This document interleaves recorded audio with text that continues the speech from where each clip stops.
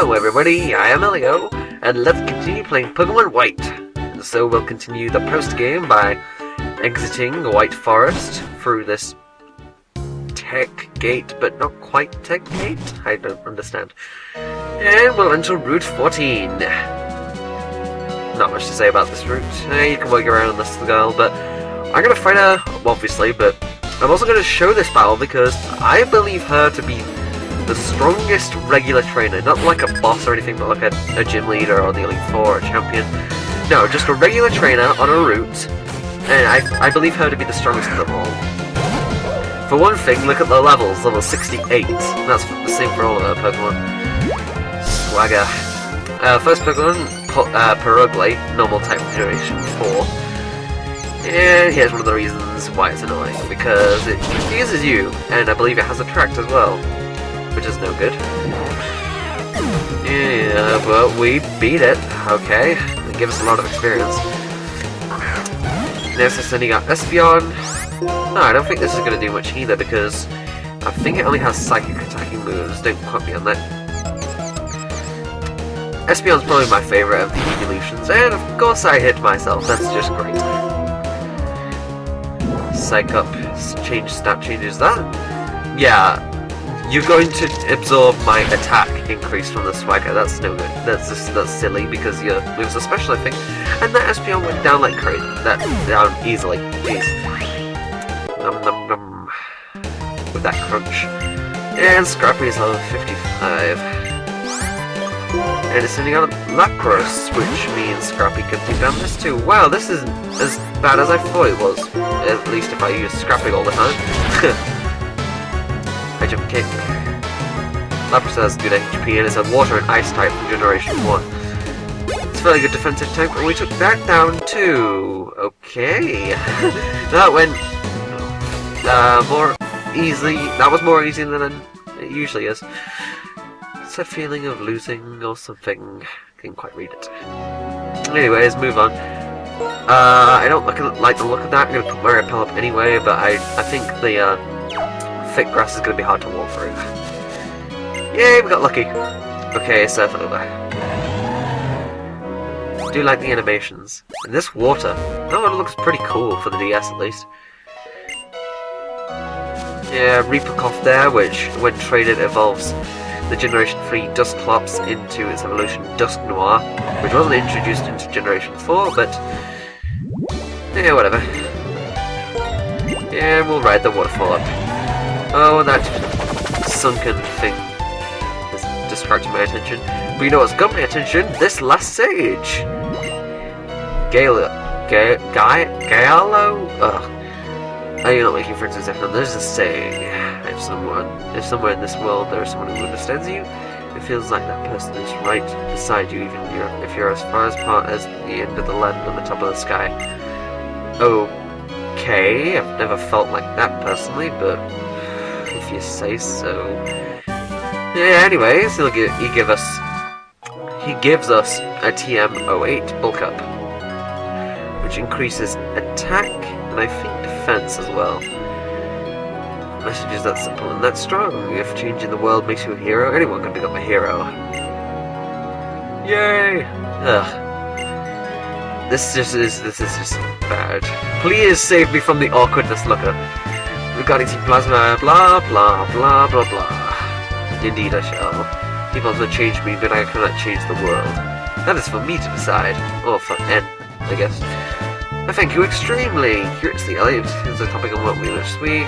Reports reached my ears.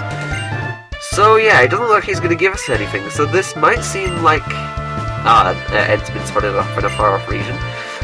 It doesn't look like he gives you any reward, but in fact your reward for finding all the sages are the TMs that the sages give you, so there's your rewards. And I just run into a hiker's path. That's just great. Alright. He has a Hippopotas, a ground type from Generation 4, the evolution of Hippodon, with Sunstream which causes sandstorms. A Paloswine, an ice and ground type from Generation 2. And a Probopass, a steel and rock type from Generation 4.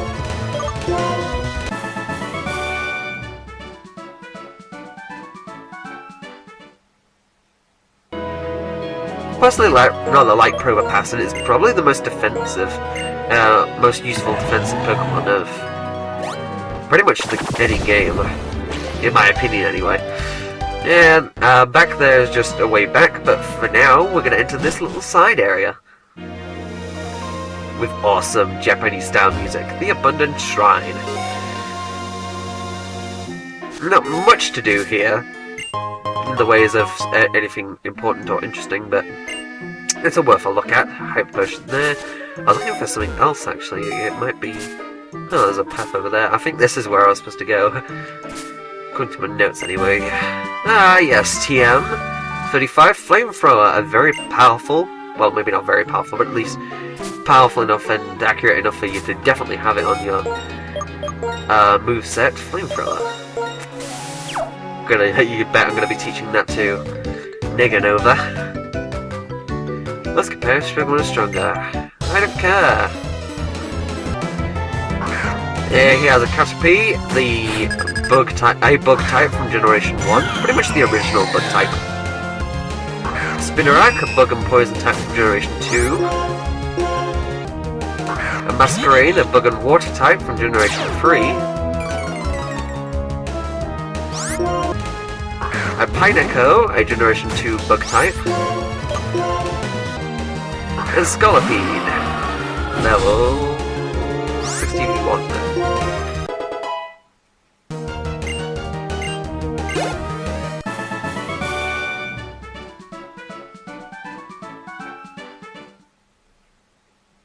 You know, he nearly had a bug type from any generation, and then he had to ruin the pattern with that stupid Pineco. Okay, my item fire is going like crazy. I need to find something right now. And there's a shiny mushroom here. Okay. Moving on. Oh, there's a lass there. We're gonna find that in a second. But there's another invisible tiny mushroom here. Alright, let's find it. Eek! Don't sneak above me like that. Stereotypical girls. Not that I condone such things anyway. Horsey, Generation 1 water type.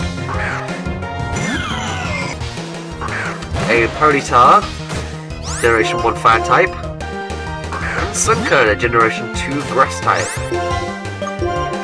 Which, by the way, has the lowest base stat total of any Pokemon. Slow, even though Managar's quite quick, it was fast enough that it could just kill him in one shot. And its defenses are low, so ha! Silly. Okay, with that done, move out with the dowsing machine.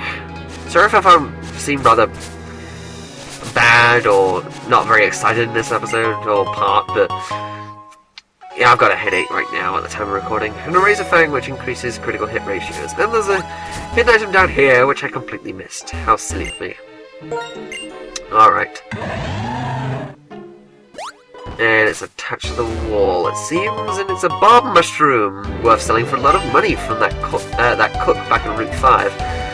Be sure to do that if you want lots of money. We're going to be approaching... one step, people! Again. And I went the wrong way. That's great, and I'm going to need to put my repel up. Forgot what I was saying earlier, and I don't particularly care now. Okay...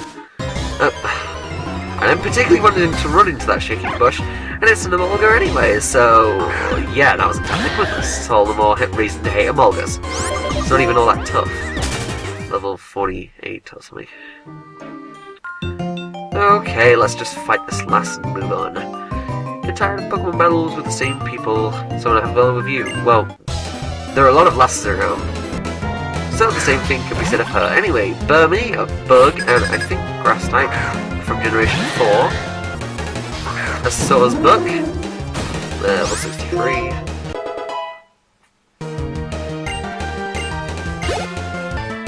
And a Tangela, a Generation 1 grass type, level 63.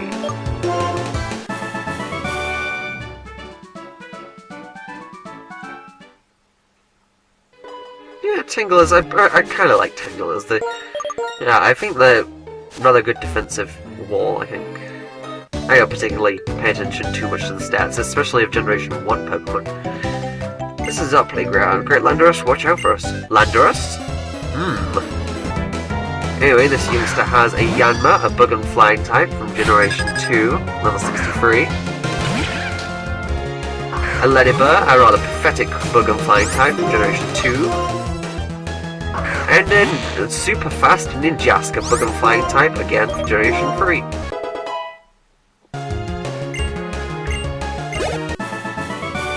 So many bug and flying types. Alright, moving on. I think there's a hidden item up there. Up that stairs is something else, which we're gonna see in a minute. And here is an item, tiny mushroom.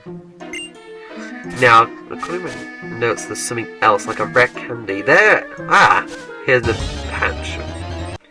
Grass! Ah. And, yeah, rare candy. There we go. Now to get out of here. Which we're gonna fail at doing. Okay. Moving on. Up here, a lot of kids arranged around this structure shrine. That's not true. The Pokemon that brings bad thunderstorms is a different Pokemon. No, silly, you've got it all wrong. They're just getting around me, this is crazy. Lander has punished Pokemon for doing a bad thing. If you wreck the shrine, you can't punish Tony Pokemon if it comes back. But that doesn't make any sense. Great Landorus will come to help us if Pokemon does a bad thing, whether a shrine or not. You're the silly one. Yeah, the guy just runs off. You're silly. The shrine was dedicated to a Pokemon called Landorus. They say that when tornadoes and thunder stopped, they were whipping up storms and damaged houses and fields all over the evolution, and Landorus made them stop. And Landorus is the third of the Genie trio. And if you have both Tornadus and Thunderous in your party, you can come here and interact with the shrine, and you have the chance to catch Landorus. Don't worry, it's not going to be a ranging? No, that's not the right word at all. You get the idea. It doesn't go around the region like the other two did. You can just catch it right here. It's ground and flying type. And moving on, come on. Ugh. This is going to be hell to edit this part. Anyway, Trick Room, which switches some sort of speed. It makes slower types go first. And with that done, we've got the Abundant Shrine done, and this is a rather good part anyway, so I'll see you in the next part outside of this forest. See you then.